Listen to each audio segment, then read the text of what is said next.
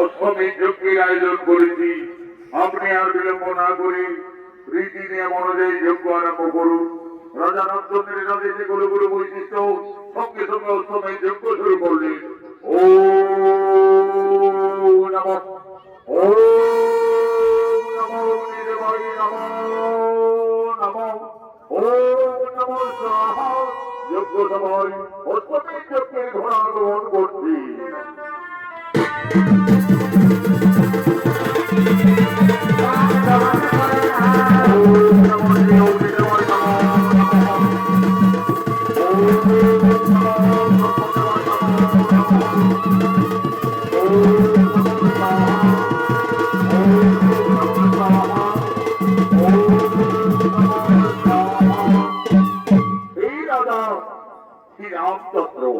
আমাদের অষ্টমের যজ্ঞ প্রায় সমাপনের মুখে।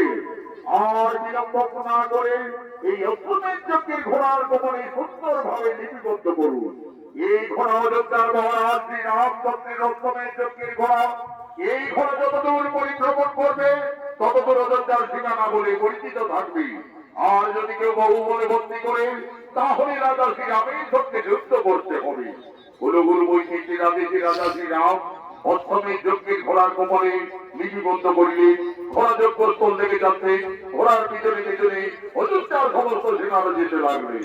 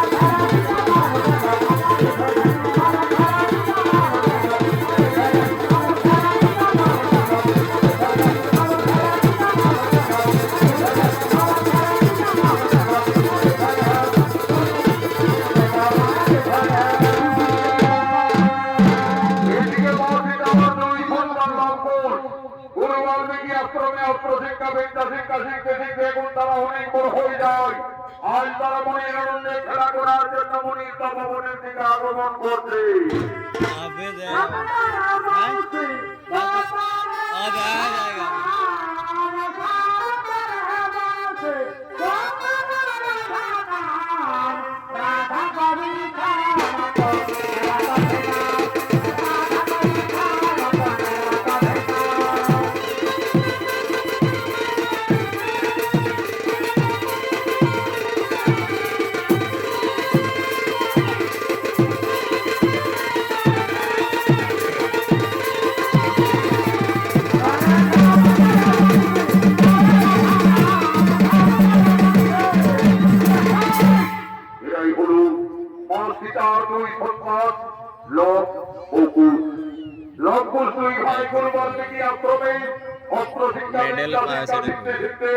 এখন তারা দুই ভাই অনেক বড় হয়ে যায়।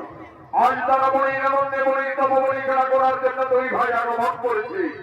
লঙ্কুশের অভিনয়ে অপরাধীর মহান মঞ্চে নৃত্য পরিবেশন করে দেখাবে বিহার, বেঙ্গল, ঝাড়খণ্ড সৃষ্টিকারী পুরুলিয়া জেলার জঙ্গলমহল মেডেল প্রাপ্ত দুই তরুণী রোমান্টিক জুটি আকাশ চন্দ্র মাহাতো, মঙ্গল চন্দ্র মাহাতো।